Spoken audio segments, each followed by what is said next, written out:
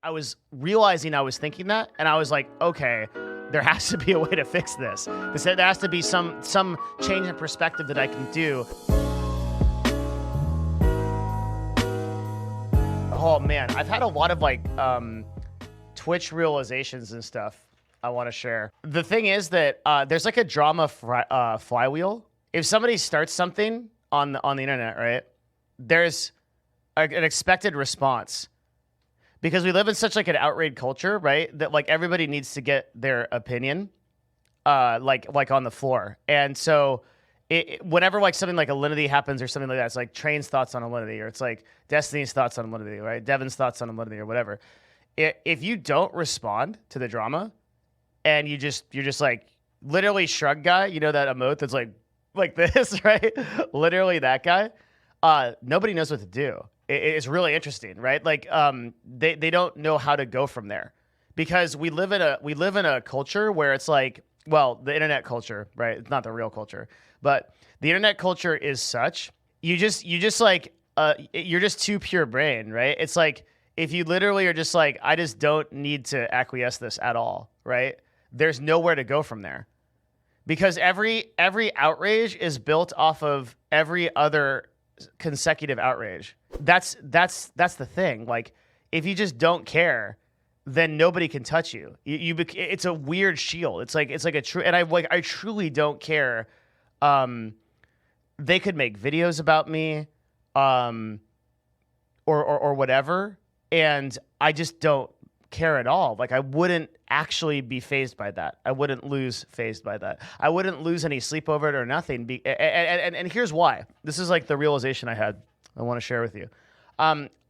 So over the course of the last like 5 to 6 months, I have gotten an increase in haters to a degree that I have never seen before. And that's saying something, because I was an executive at 2 esports teams. So if the hate is like worse on that level, then like esports teams, like, you know, like something's going on. And especially during the D&D like phase of this stream, right, where like we're doing like a lot of like Dungeons and Dragons content with other creators, that got like super bad. And it was nuts. It was like really, really weighing on me psychologically offline.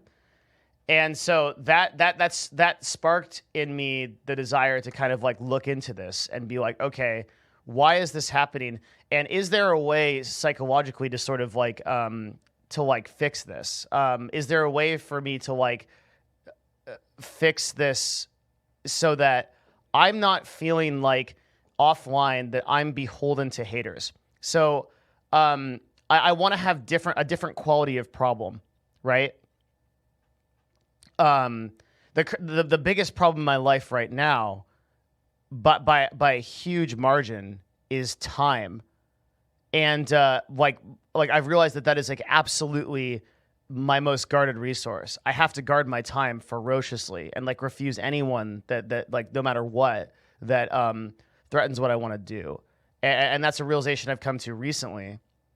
So I think time is like a super important thing, but that's a high quality problem to have. Yeah.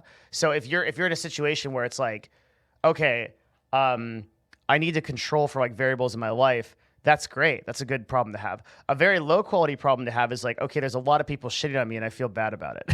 Okay. That's a low quality problem. That sucks, because if there's a lot of people that are, if my number one problem is like, I literally have too many things in my life that I care about, right? It's like, I have a stream that I very much appreciate you guys as a community, and I want to be here for you, especially because my hours have been reduced recently. I have a girlfriend who I care for very deeply, and I want her to feel loved. I have an absolute intense passion for video games. And I want to honor that passion and spend time doing that.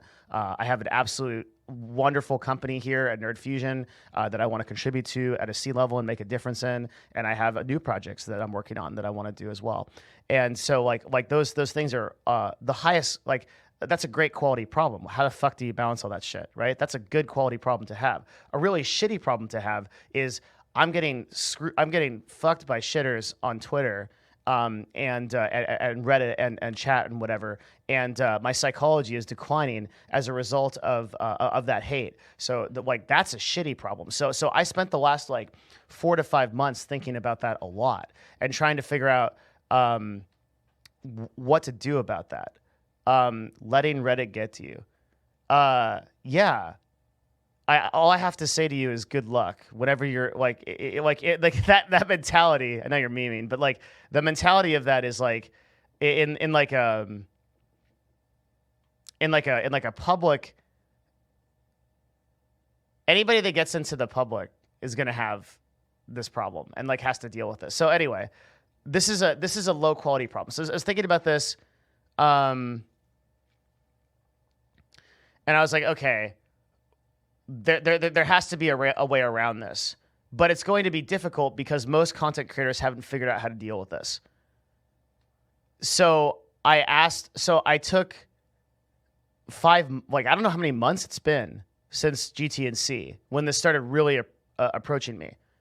I think 4 or 5 months that I really was actively thinking about this. At least once a week, I was doing like some kind of dive into trying to understand like how to deal with haters. And let me like give you a perspective, because I think this is something that sounds like really easy to people that don't deal with it. So I'll give you like some kind of like insight into what I mean here. Okay, like I'm talking like there are individual days where you might get 40 or 50 comments, right? Or even 100 comments, sometimes 300 or 400 comments, which are just like not just ad hominems, but like personal attacks on your character referencing specific events.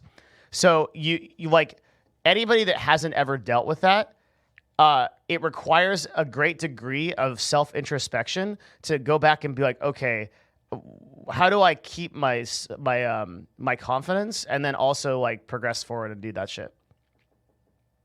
Because like, okay. And so then like, that's the issue that I've been struggling with for the last like 3 or 4 months.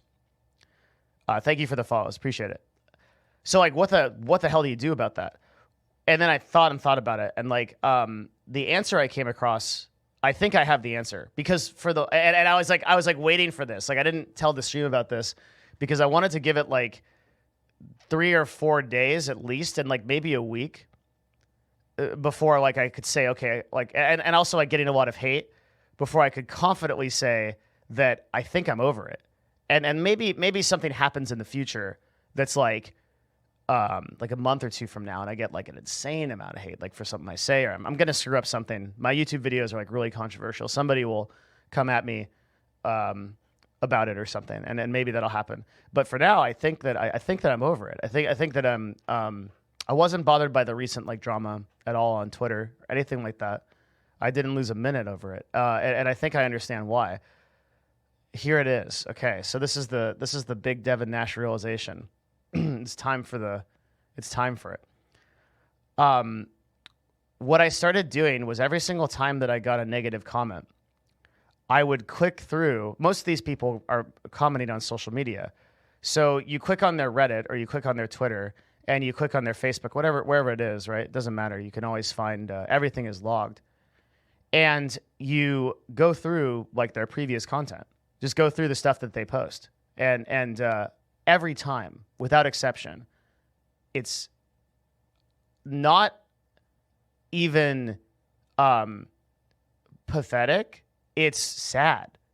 Like, it's like their lives suck really bad. They're basically in like they don't just hate me, like they hate everything. Right? It's not like a timeline of like tweets which like, this, our economy needs some work. Like, I think we could do some like progressive stuff on it. Oh, did you see this like really cool invention that we're doing? The future looks really positive. Oh, self-driving cars are really exciting. I'm excited for that. And then it's like, fuck you, Devin Nash. Like, you have no idea what you're talking about. You're a fucking idiot, right? It's never that. It's you go into their timeline and it's a series of just like attacks on like women, on minorities, on like people that on like controversial subjects. It's like retweeting like really like dumb posts and like pictures and memes from Reddit that are off color and stuff. And I had a very real realization. I had a super the Japanese call it satori, like moment of like profound awakening. When I was like, holy shit, every single person that's a hater actually is a loser. Like, I don't need to feel hate for these people. I need to feel compassion because their lives fucking blow, like really blow. I mean it. I mean this. I'm not memeing at all. It basically, like, a person that is that rooted in negativity, that has the time to just go hard and ad hom you, they're like their own. Here's like a pretty intelligent thing in chat. Arzan says being you is your crime and being you is your punishment. Yeah, they have they're assassinating themselves, and they're like, that's the person who's living every single day in that body and that mind, and is like creating a negative feedback loop that is literally their own personal hell. Meanwhile, I'm like a C-level executive. I have like a beautiful girlfriend, a community of supporting people that are fucking awesome that come every day to hang out where we talk about really interesting shit. I'm healthy. I'm living in the place I want under the terms that I want. And my biggest problem in my life is I have too many things that I care about, so I can't do them all. It's my biggest problem. Legitimately